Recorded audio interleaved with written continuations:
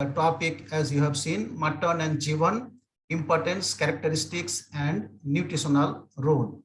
Much of the things may not be directly applicable for the veterinarians, but awareness about this is very much important, I feel. So briefly, I want to tell about the meat production and consumption, and then briefly about the sheep goat meat value chain, and little bit about the basics of meat science and meat quality. And major focus will be on the composition and nutrients, especially in mutton and G1. And also I will compare with the other prominent meats. And of course, I will focus on the role of this meat on the human health. If we see the total meat production in India, as of now, it is around 8.6 million metric ton, in which the poultry is almost half, 50%, or even sometime it is more than 50%. Goat meat is around 13.53%, and sheep is around 8.36%. But these figures are highly flexible. Every year it changes. So here, just to highlight about the increase in production of total meat in India, as I said, around 8.6 million metric ton is the present figure, but it is a little bit flexible. This is just to give an idea about the consumption or food habit all over India. The Orissa, Andhra Pradesh, Tamil Nadu, West Bengal. So these are the places having up to 98% non-vegetarians. Whereas Punjab, Haryana, Rajasthan, Gujarat, these are the states where it is minimum, and even it is 25% in Rajasthan. So these are the places where non-vegetarian population is lowest. On an average, if we see, the major part of India is non-vegetarian, or on an average, if we see, around 70 to 72% people are non-vegetarian. So that says how much the meat is important, but the quantum of consumption may be less because of many other reasons, due to demand supply gap, due to price, etc. So here is a brief summary of the Indian meat scenario. Population of India may reach up to 1.6 billion by 2050. These are prediction. And this increasing population and income will have a major demand for meat. Once the population is increasing and the income is increasing, naturally the food habit will change or purchasing power increases. So meat is definitely loved by everybody and people will like to have. So that way the demand for meat is going to increase. And presently per capita availability or consumption is around 5.5 kg, which is much lower or almost half than recommended. That is around 11 kg. 11 kg minimum meat should be consumed per head per capita per annum. So meat contributes immensely for animal protein consumption. So normally we need at least 40 to 50 gram protein per day, of which around 20 grams should be of foods of animal origin. So that's how the meat is really important. So we need to increase the production, then only we can supply requirement. And India stands 5th in world meat production, but it is only 3% of the world production. So though we are 5th, but the quantum is very less in totality. And based on population and income, India's per capita meat consumption expected to reach 34 kg. So as of now, we have only 5.5 kg. Now the next part of this lecture, that the sheep goat value chain. So these are the 4 aspects: production, marketing, processing, and consumption. So in production, the farmers are involved. In marketing, different kind of traders are involved. And in processing, again, there are different sectors there: meat processor, leather processor, other value added processor. And then comes the consumer, that could be domestic consumer or foreign consumer. So that value chain is further little bit explained here. That is the here in production part, we have 2 aspects. Another one is the farmer, another is the service provider, where we have animal health support people and the feeds supplier, and also these 2 things comes into the production part. Then intermediaries, there comes the wholesaler, retailer, collector, broker, and in the processor sector comes the butcher at different category, at different level.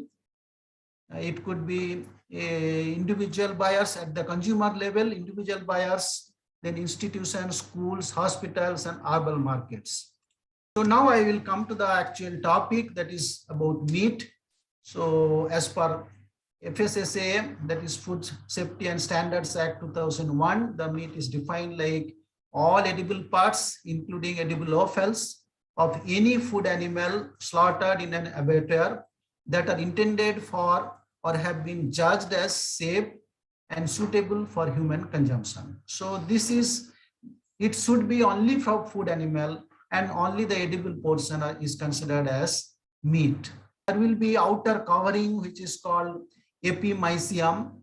Then inside there will be bundles of fibers. So you can see the sections, and then inside the bundle, these each are the muscle fiber. So each muscle fiber is covered by another membrane that is called endomysium. Bundles are covered by the perimysium. So these three layer of connective tissue, which is made up of collagen.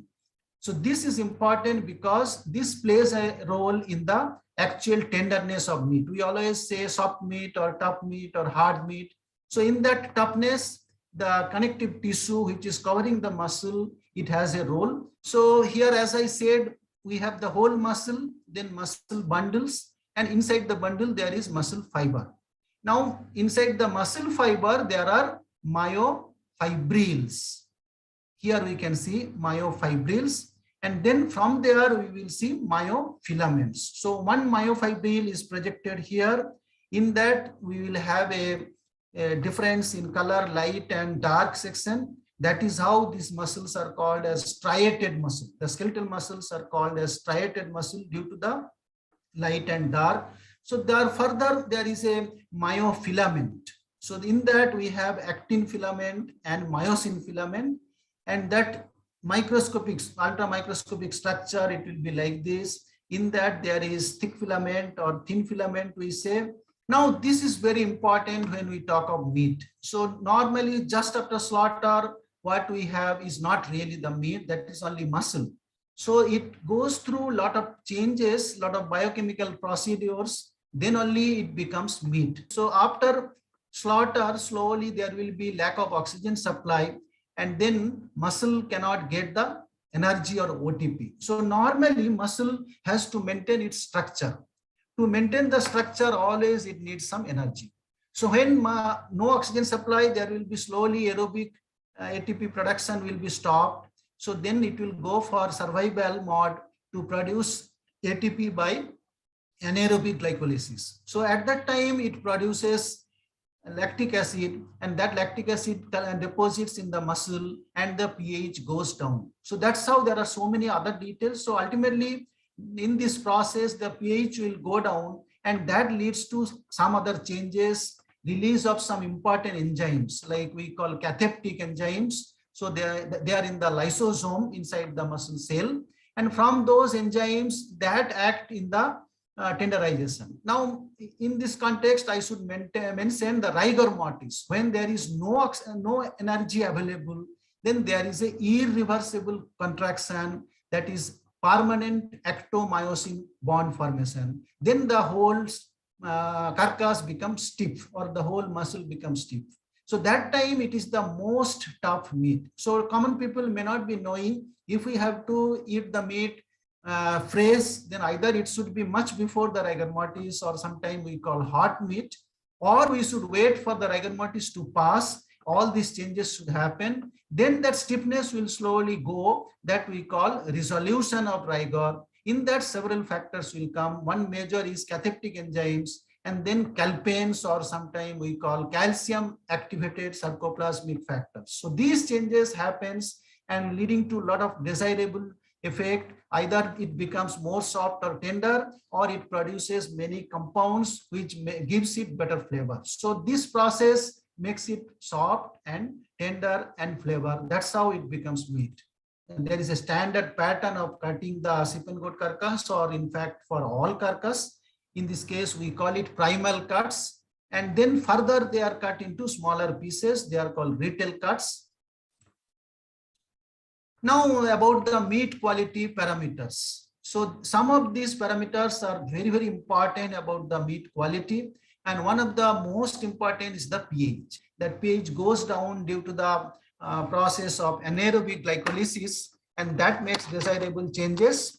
So otherwise also latter part of meat also pH is playing most important role, which you will see again and again at different part. And this has a relation to water holding capacity. Water holding capacity also very important. Myofibrillar index, then muscle fiber diameter, myoglobin content, proximate analysis that includes the total protein and total fat, and then amino acid profile, fatty acid profile, color and flavor, that is the eating quality, and the texture and tenderness. So sometime if we have to know about the meat quality, it has 3 or 4 different aspects: the physical quality, the chemical quality, the microbial quality, and the sensory quality. So one of the important parameter for meat preference or likes or dislike is the meat color. And this color, the desirable color, is actually oxymyoglobin. So you all know that myoglobin is the major pigment in muscle, whereas hemoglobin is for other main carrier of oxygen. But in case of muscle, myoglobin plays important role, and normally it will be in a deoxymyoglobin form, which will not be very bright in color, and there the main pigment is heme. Heme is the main pigment in which there is a ion molecule is in a reduced state, that is called ferrous. And at this state, if oxygen is available, then it will bind with oxygen and it forms oxymyoglobin, and that gives the most preferred bright red color for the meat. And that time also it is in a ferrous state, but it is bound with oxygen. But same thing when it is oxidized, this myoglobin or deoxymyoglobin, when it is oxidized, it forms metmyoglobin. That time it becomes dull or brown color, and then we don't like it. So here, due to oxidation, the ferrous become ferric, and that's how the color changes. So our desirable color is the bright red, which is due to the formation of oxymyoglobin. Sometime due to carbon monoxide, it will form carboxymyoglobin. That also will be sometime red color, but that's a rare condition. And if you see in this one here, how it changes: oxymyoglobin, metmyoglobin, and deoxymyoglobin. Here we can see the different condition of meat color in relation to pH. Normally, we teach 2 important conditions in case of meat, that is called PAC and DFD. So these things are important in academic point of view also, and in the real commercial situation. So pale soft exudative, PAC. So that happens most commonly in case of pig due to the severe stress and due to the sudden fall of pH. So due to the stress and due to the effect of stress hormone or adrenaline, there will be very fast glycolysis and formation of lactic acid, and pH goes down very fast than the normal. That leads to a condition, and the color will be different. The meat will be very soft and pale. Whereas there is another condition which happens more commonly in case of beef, that is called dark cutting beef or DFD, dark farm dry. That happens due to the stress, but for a slow and long time. So slowly there is a stress, and always there is a stress hormone, and leading to continuous glycolysis. And finally, when the slaughter is done, there will be no glucose available, no glycogen available in the muscle. If there is no glycogen available, then that desirable change I told at the beginning for conversion of muscle to meat will not happen, because there will not be any glycogen available for anaerobic glycolysis. So now briefly about muscle fiber diameter. So muscle fiber diameter to some extent has a connection with the texture or tenderness. If the diameter is too much, then we feel it like tough or rough actually. So here is a comparison. We can see in case of sheep and goat, the fiber diameter is quite less, around 22 to 25 micron, whereas it is quite high in case of beef cattle, but in buffalo a little bit less. And in case of pig also, it will be quite high, 70 to 80. In case of cattle, 55 to 67. So I wanted to show in case of sheep and goat, the fiber diameter is less, and that way it should be felt as better in texture than other meat. This is another common term, marbling of meat. So this is about the deposition of fat, and it is most important in case of beef. In case of sheep and goat, it is not that important. So this is actually intramuscular fat deposition. Intramuscular, that is within the muscle. In fact, I have shown you the muscle structure. So there I have shown the bundles. Within the muscle, there are bundles. So between the bundles, fat will be deposited, and that gives a peculiar shape, and it looks like marble. So that's why it is called as marbling. So intramuscular fat. Otherwise, normally other fats are deposited between the muscle. So that is called intermuscular fat. But here it is intramuscular fat. And it has very important role towards the eating quality. It gives a better texture and tenderness, better flavor and juiciness. Here actually this is the USDA grading system based on marbling. So they have two kind of grading, that is quality grading and quantity grading.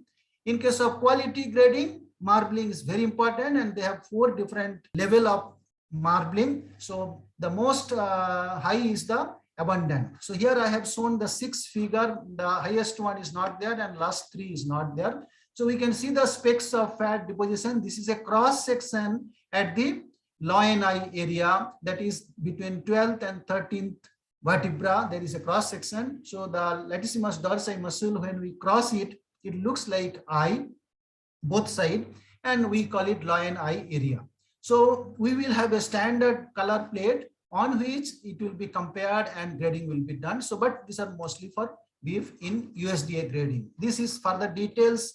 So how the grading is done is by matching with the age and the marbling. So on the right side, we can see maturity, that is the age to some extent related, but it is actually biological age, that is A, B, C, D, E.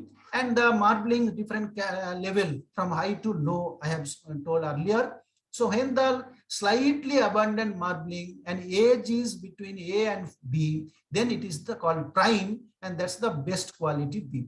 Like that, there are different grades, but it is for beef only. Now, a little bit about the flavor of meat. As I said, during the process of rigor mortis, and after that, little more time we should hold. That is called aging process, or sometimes we call conditioning. So conditioning or aging means holding the meat without any spoilage. So generally it will be above the freezing point. So it will be above 0 degrees Celsius. We have to hold it, and there will be more changes. What we have seen at the beginning, that is to become meat. Further holding makes further desirable changes or biochemical changes, giving better flavor and better tenderness. So here, as I said, there will be ATP. So since there will be no other ATP, no other glycolysis, so that will be broken down to IMP, that is inosine monophosphate. Further, it will break to inosinic acid. And finally, it forms hypoxanthine. So that gives a lot of flavor effect.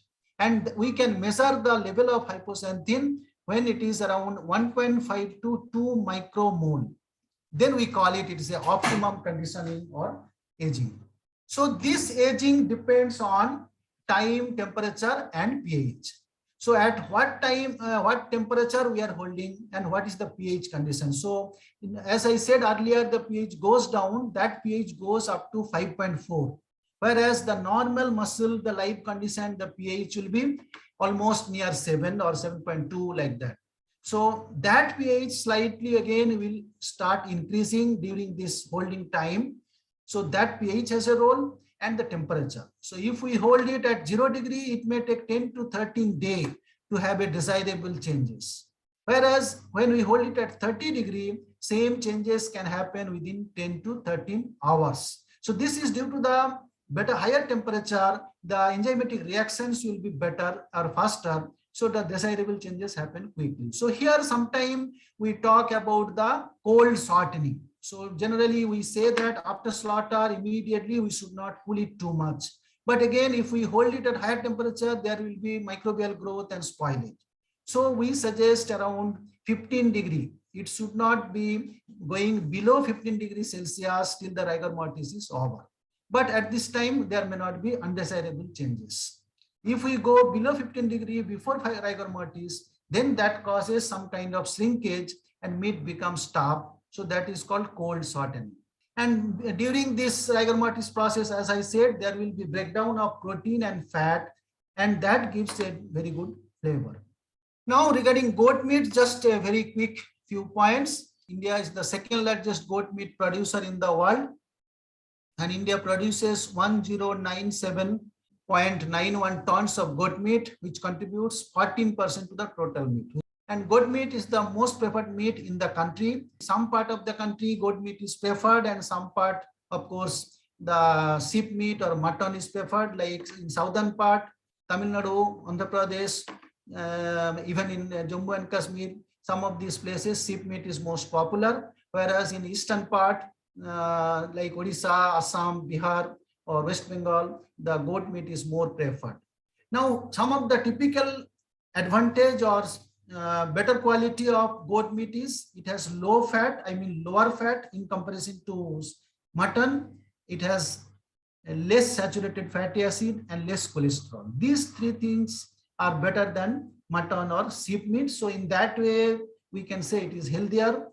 So here about lamb and mutton, though we say mutton, but many times people mean to say actually goat meat, but mostly people call it mutton, but that's not true. Mutton means it is meat from the adult sheep, whereas in the Western countries, it is called lamb because they prefer to take the meat from the young sheep, generally below 1 year. So 6 to 8 months is most preferred. So that's the lamb.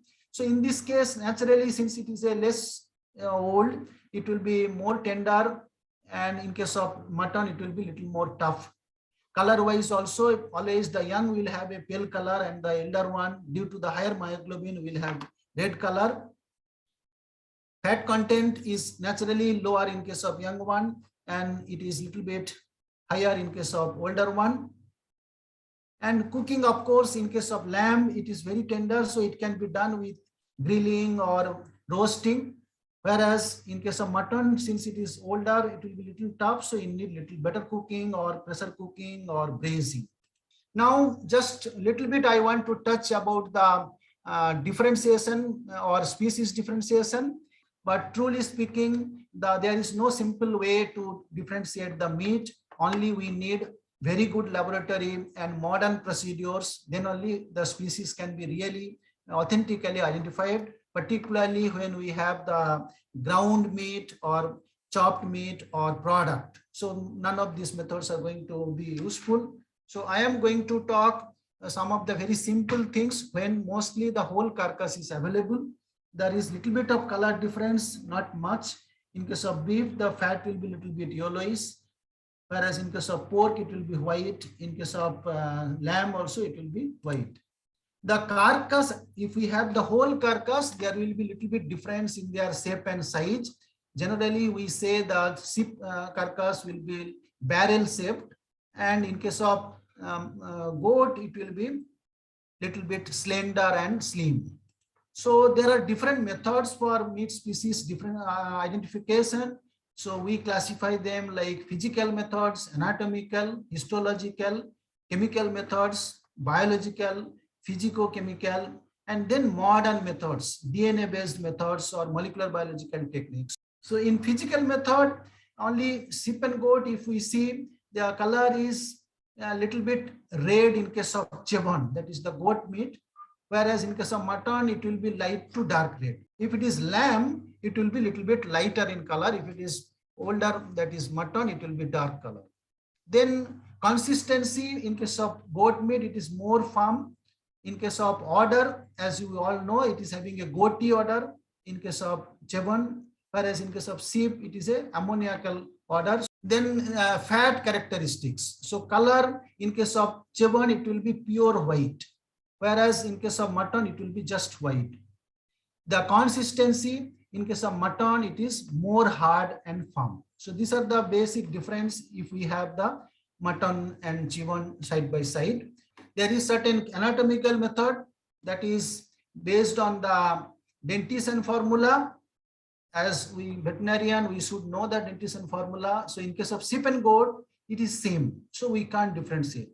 But if it is whole carcass, we can, or if the head is available, we can differentiate from the pig or the cattle, buffalo based on the dentition. Similarly, with the ribs or vertebra. So it is very specific in case of cattle, sheep, goat, pig. So in case of sheep and goat, of course, it is not possible to differentiate. So only modern methods, molecular biology methods can help in identifying between sheep and goat.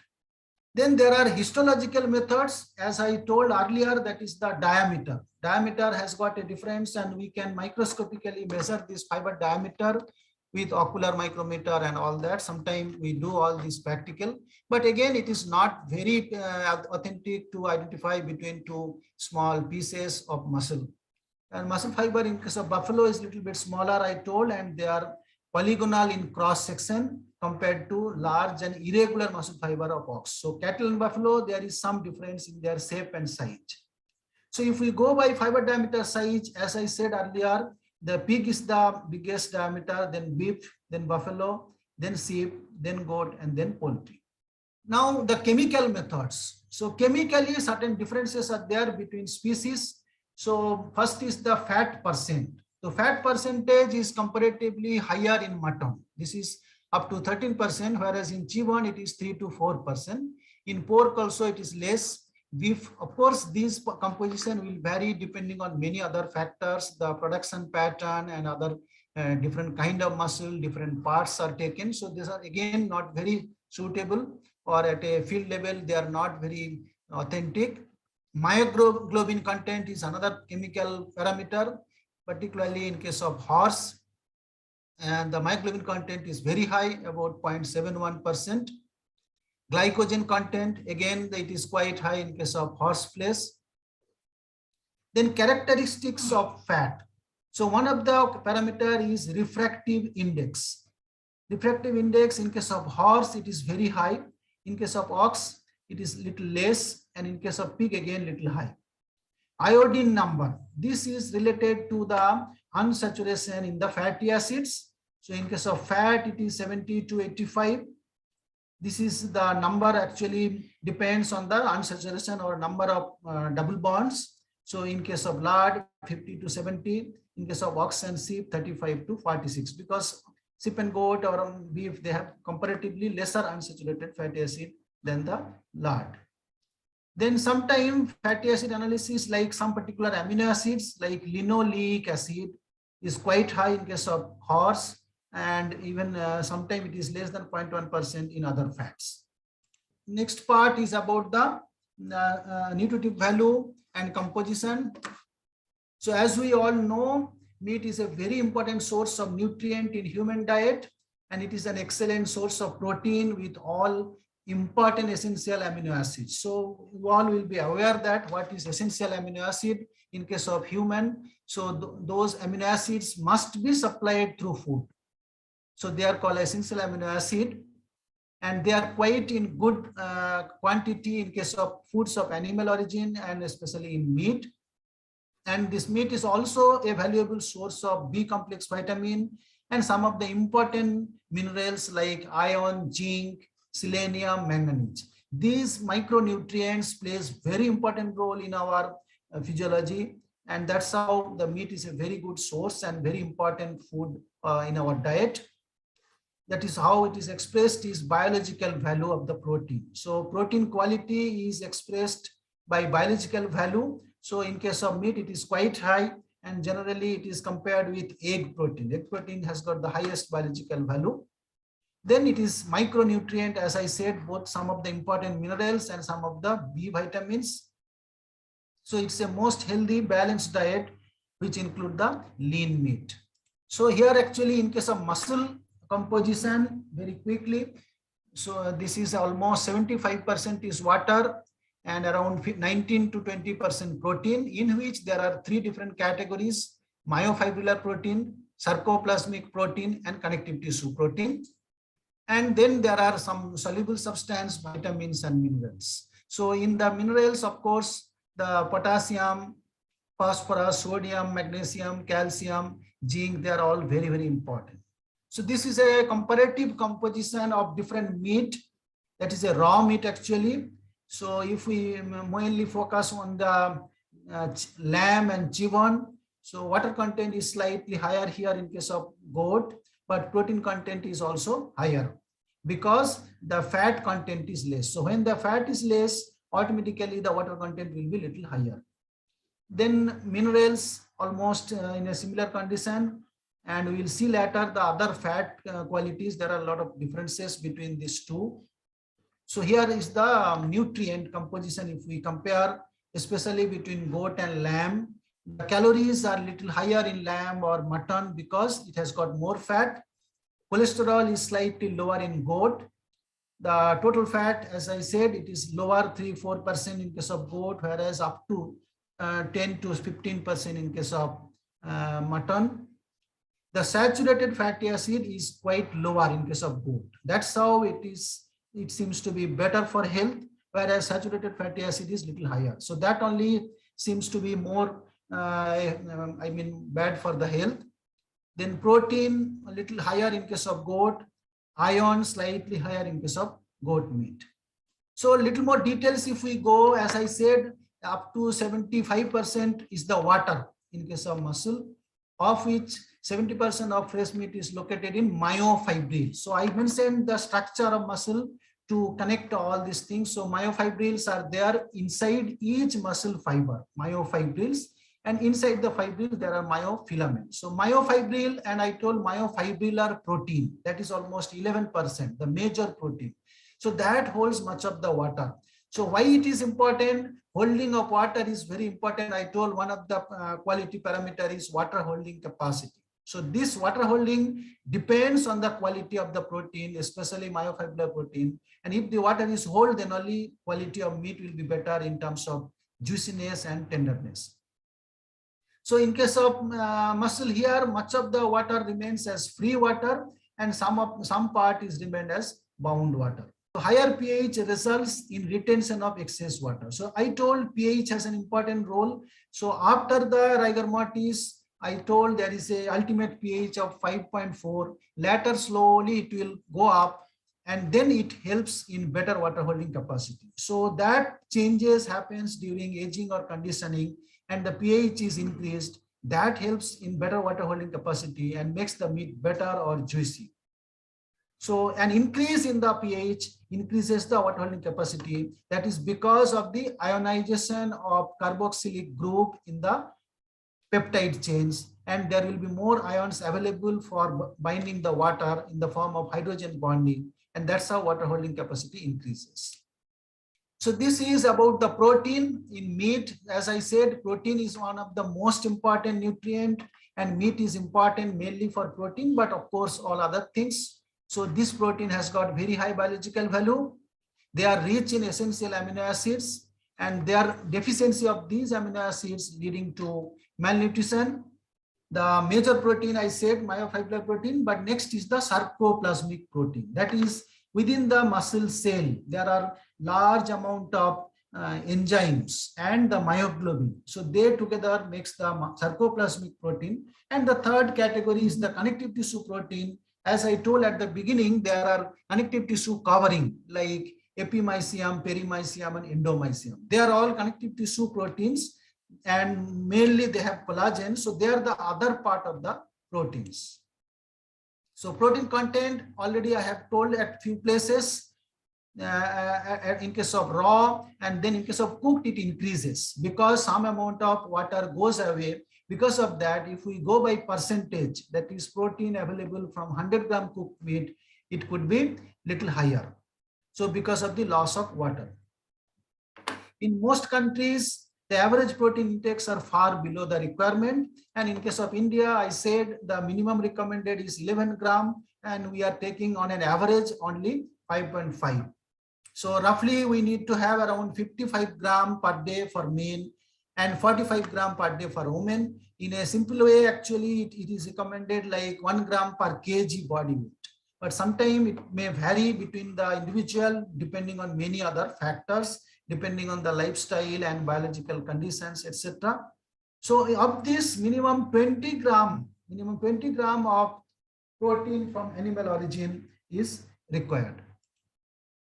So here Just I am trying to show the essential amino acids. As I told, the meat is important for protein, and protein is important for providing essential amino acids. So here if we see, this is only in case of lamb, or you can say mutton. It is almost similar in comparison to beef or pork, but these almost all the essential amino acids are available in a good level, which is good for our to fulfill the requirements for our health and nutrition. Then regarding the fat, so animal fat, and nowadays it has become very important because there is more and more concern and awareness about the fat consumption, and the fat is connected to the heart health or cardiovascular diseases. Lean red meat, when the outer fat depositions are removed, then only it is called lean meat, but inside the muscle some fat will be there. That is called the marbling, I said. So in that fat, there are different kind of fatty acids like saturated fatty acid, monounsaturated fatty acid. So in case of lean meat, they're almost in equal proportion. But lean meat is relatively higher in polyunsaturated fatty acid and lower in saturated fatty acid compared to untrimmed meat. Trimmed means the visible fats are removed, whereas untrimmed means as such with all fat. In that case, saturated fatty acid will be higher. So here are different kind of fatty acids. So main saturated fatty acid in case of red meat is palmitic acid and stearic acid. So there, first one is having 16 carbon with no double bond. Second one is 18 carbon with no double bond. These two are the major fatty acid in red meat, and people are always concerned about it. But it is all depending on their level and consumption and daily consumption, etc. Then minor amount of saturated fatty acid like myristic acid and lauric acid. So carbon number 14, carbon number 12. Whereas there are unsaturated fatty acid like MUFA.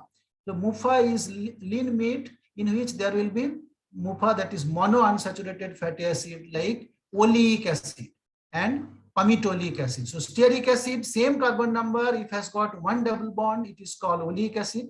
Whereas palmitic acid, when it has one double bond, it is called palmitoleic acid. So oleic acid, these monounsaturated fatty acids are considered as good for health. Similarly, there are polyunsaturated fatty acid. They are also considered as good for health. So little more details about the meat lipids. So most of the fatty acids, I mean lipid is neutral lipid, it is called because they have triglyceride. Triglyceride means there is a glycerol molecule and it has got 4 hydroxyl group, 3 hydroxyl group, and each are connected to one fatty acid with a ester linkage. Then it is called triglyceride. And there are other kind of lipids that is called phospholipid, where it may have one phosphoric acid as a ester linkage. Now the saturated and unsaturated fatty acids predominate in meat lipids. Both are there. Saturated, saturated and monounsaturated fatty acids are main, and principal saturated fatty acids, as I already told earlier, common unsaturated fatty acid is oleic, linoleic, linolenic. So these three are considered as the essential fatty acids: oleic, linoleic, and linolenic. Sometimes, as I said, phospholipid, but this is whenever there is phosphoric bond or phosphoric acid ester in lipid, then it is more susceptible to oxidation. And that's why it is always leading to some kind of oxidation followed by discoloration and of flavor. And when it is too much, it causes rancidity. Then another important part in the lipid is the cholesterol, but it's not so high, but it is quite high in case of liver, which we are going to see in some tables. And in case of goat, comparatively less, as I said. So here is the profile of different kind of fatty acid, particularly I got only here for lamb. So we can see the major part is saturated fatty acid, which is comparatively less in goat. Then there is monounsaturated, and then there is polyunsaturated. Polyunsaturated, again, there are two categories. One is N6 and another is N3. So N3 is very, very important for us, and that is always in short supply in case of meat, whereas N6 is higher amount available. In fact, in all other plant origin food also, the N6 is more. So that's why we always need to have more of N3. There is a ratio required for N6 and N3, and that's how always we have a sort of N3 UFA. So here again, the different fatty acid we can see comparatively. In case of mutton, it is comparatively low, but in case of liver, so liver has got a very high cholesterol. So those who are really concerned about meat, they should avoid the liver. But of course, I will say that dietary cholesterol is not really so matter of concern nowadays. It was a old concept. Now here we can see other fatty acids, different unsaturated fatty acid, as I said. So there is a comparison between mutton and liver. Liver has got comparatively little bit high. Then regarding carbohydrate, it is very less in meat, or up to 1%. And this has very important role at the initial stage. So before slaughter, animals should have sufficient glycogen reserve, particularly in liver and muscle. So when the muscle is having the glycogen, then only it can undergo that anaerobic glycolysis. Then only there will be desirable changes due to the fall of pH. So that's how rest of giving proper rest to the animal is very important. Before slaughter, giving proper rest is very important so that it should have proper level of glycogen. And that glycogen plays important role for bringing the pH, and that pH has an important role in all aspects of color, tenderness, water holding capacity. Now this is about the minerals. So here we can see that about 3.5% of total body weight is inorganic matter, in which major, of course, the calcium in the bones. And these inorganic elements play important role in rigor mortis, in pH decline, and in water holding capacity. They also influence in the color, tenderization, and oxidative rancidity, because some of these minerals are pro-oxidant. So like sodium, copper, they play a role like a pro-oxidant. So meat is a good source of all minerals except calcium, as we all know, whereas the calcium is rich in milk. Then it is having high level of potassium, phosphorus, and magnesium. It's a good source for iron. As you know, the meat is a very good source, and it is in a best absorbable form, biologically available form than the inorganic. So normal therapeutic capsules we have, it is mostly the inorganic iron, which is not so good for absorption. Whereas when we take meat, it is a natural form or organic form, and it is absorbed better and easily. Now, the meat is also a very good source of copper, zinc, manganese, and cobalt. These are all micronutrients. They are very, very important in our biological process, in all enzymatic process.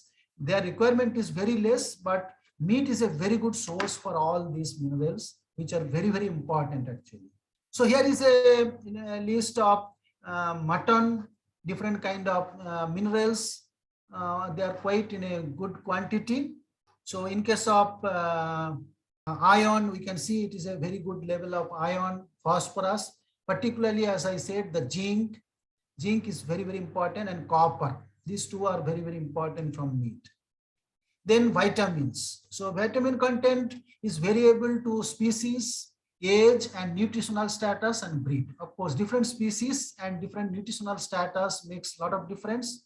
So there are two kinds of vitamins, as we all know. One is the water-soluble vitamins, which will be there in the lean tissues, that is in the muscle. And there is fat-soluble vitamins, which are present in the lipids or meat fats actually. So meat is a very good source of B complex vitamin, particularly all ruminants are very good, and pork is also very good, especially the B1 thiamine. So very rich source is the pork. Most of the vitamins in meat are relatively stable during cooking. So this is another challenge. Some of the B vitamins are very fragile in cooking, but many are stable. Liver is a very good source of riboflavin, niacin, and B vitamins. So those who are having debility or recovering some diseases and all that, they're always recommended to eat liver. So unless there is a issue of cholesterol, but as I said, cholesterol is not so matter of concern. So liver is very good for all these essential important nutrients. So here is a comparison of the vitamins, different kind of vitamins, as I said. So most of the B vitamins are in quite good and required level.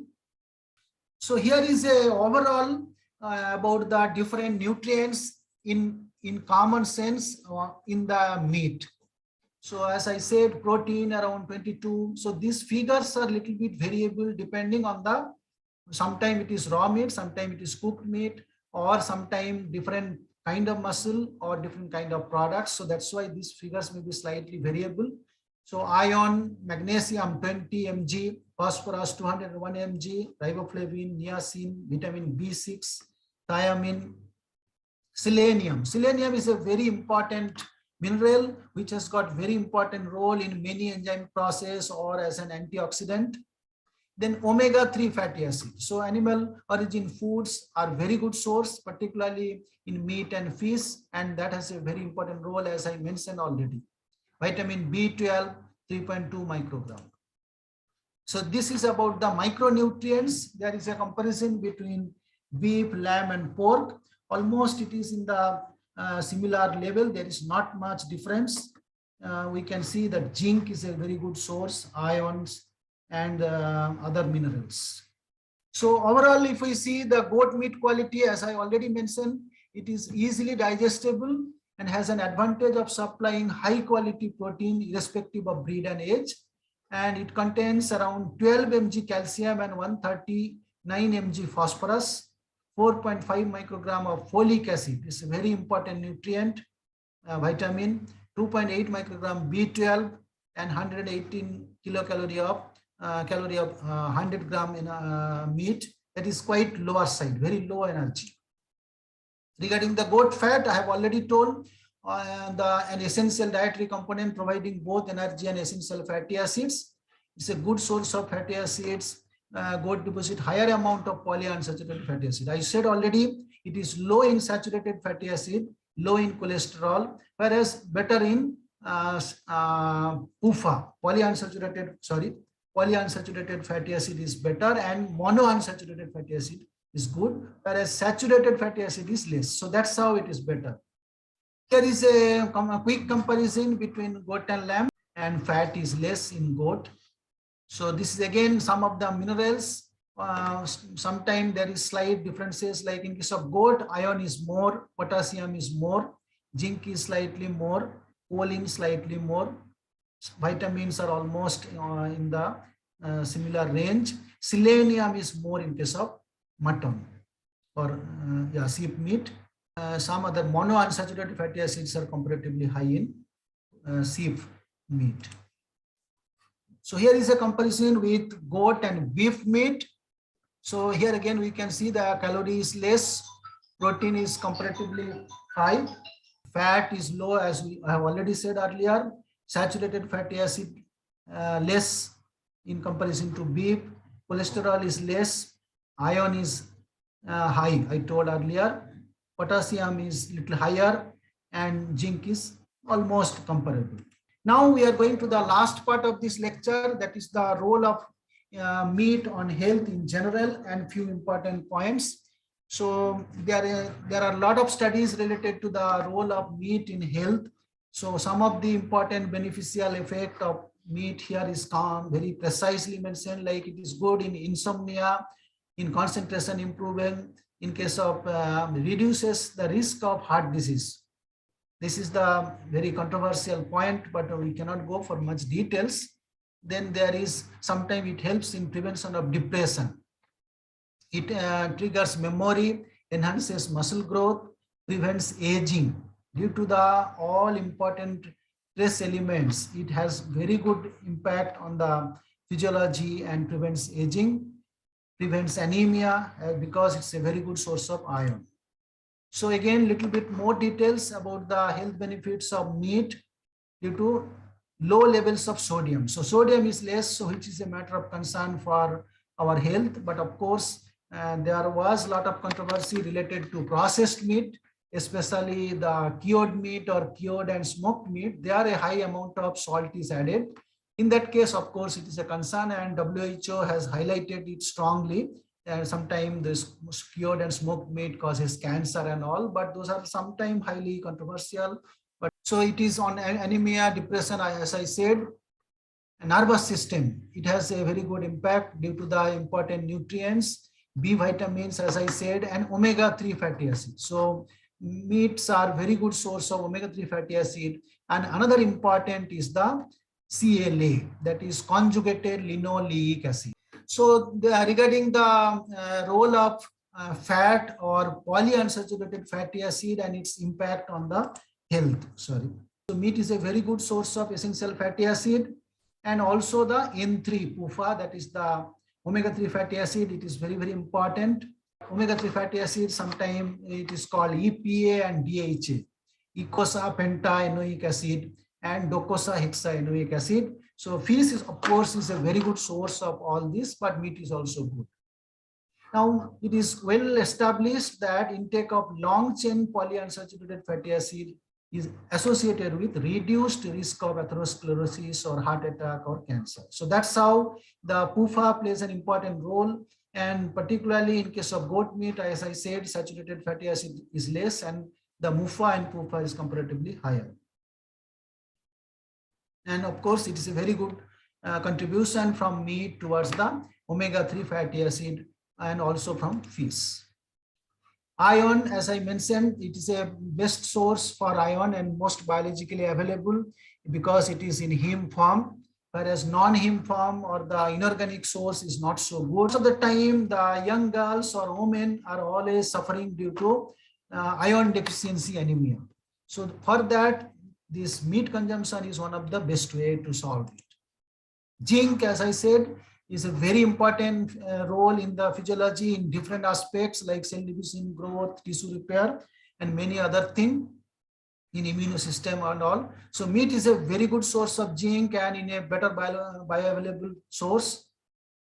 And this is a UK study, and there is always a concern that zinc intake is quite less in the adolescent girls. That leads to a lot of issues. Then selenium. So selenium, as I mentioned already, it acts as an antioxidant, and it is necessary for use of iodine in thyroid hormone production. So nowadays we know that large number of people are suffering from thyroxine deficiency or thyroid issues. So in that case, probably the supplement of selenium can improve the production of thyroxine, and also it has a role in immunity. Meat is a very good source of selenium, especially red meat. But of course, the level of selenium depends on the livestock rearing, especially the diet or in the soil. So many places, the soil itself is deficient.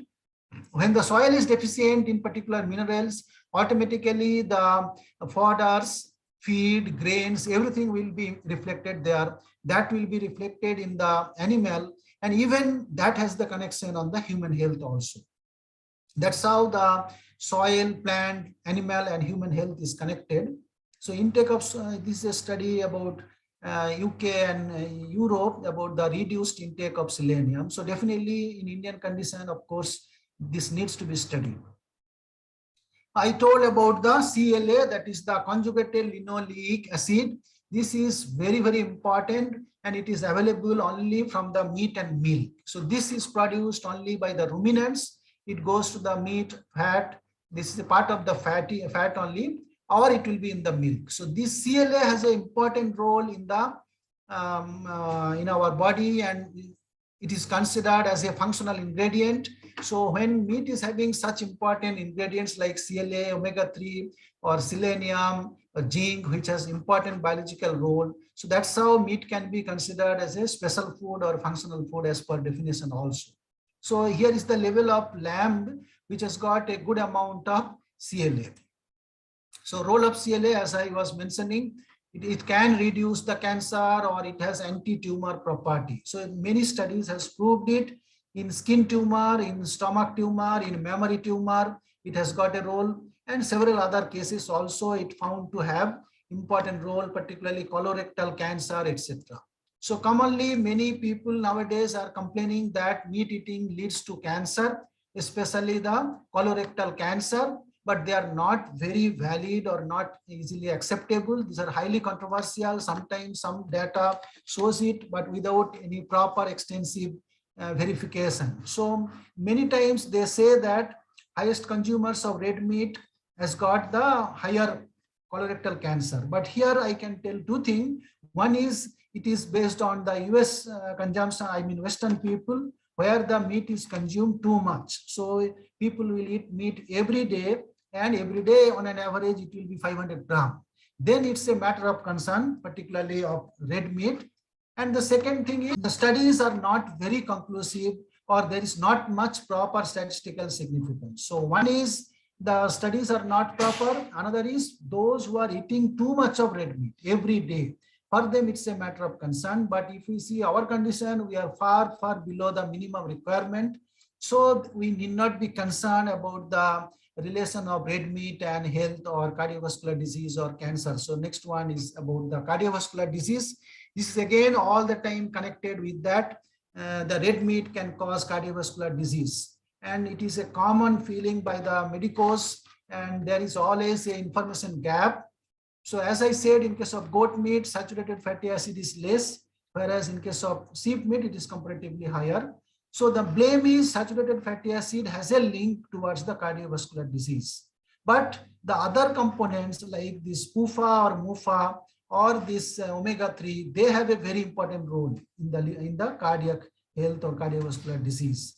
Even B vitamin and selenium, they has a role in reducing the cardiovascular disease. So lean red meat can be promoted as part of a healthy diet for prevention of cardiovascular disease. So there are some studies in this line also, but nowadays they are not getting highlighted.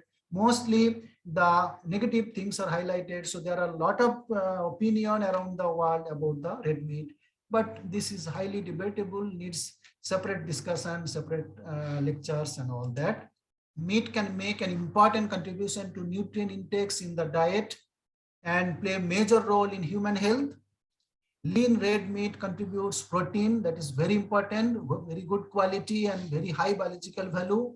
MUFA, PUFA, that is omega-3 and CLA, and micronutrients which are very, very important like iron, zinc, selenium, vitamin D, B3 and B12. B12 is very, very important for many anemia called pernicious anemia and all that.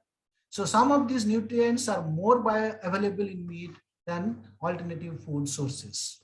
Here you can see some of my books. Most of the books are textbook for either undergraduates or for postgraduates, or some are for research scholars. And I thank the organizer once again for giving me this opportunity.